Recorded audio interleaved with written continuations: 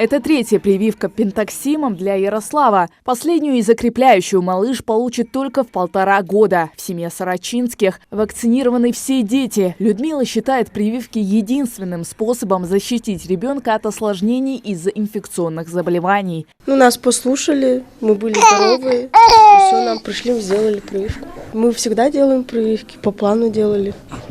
Прививка пентаксима одной инъекцией защищает детей сразу от нескольких опасных инфекционных заболеваний. Это и столбняк, дифтерия, гемофильная палочка. Вакцинировать им можно ребенка от 3 месяцев и до 6 лет. Вакцина очень хорошая, французского производства. Там содержится несколько компонентов, в том числе и от полиомиелита.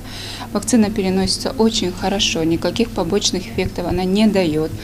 На протяжении всего этого времени у нас не было ни одного осложнения от данной вакцины. Сама вакцинация занимает не больше 5 минут. Перед прививкой врач осматривает ребенка. Если у него обнаружат острое заболевание или обострение хронической патологии, то малышу дают медотвод. С начала этого месяца в детской поликлинике Малгобека привили свыше 400 детей. Сейчас у нас проходит массовая вакцинация в детской поликлинике МЦРБ. Посетителей очень много, мамочек приходит много. В день мы выполняем где-то от 110 до 120 до 125 вакцинаций в день.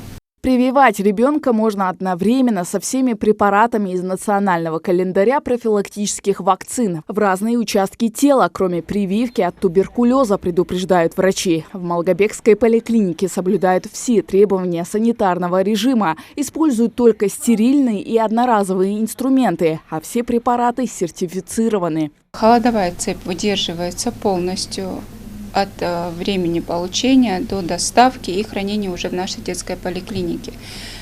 Все учитывается, холодовая цепь полностью выдерживается, и температурный режим, конечно, соблюдается очень четко.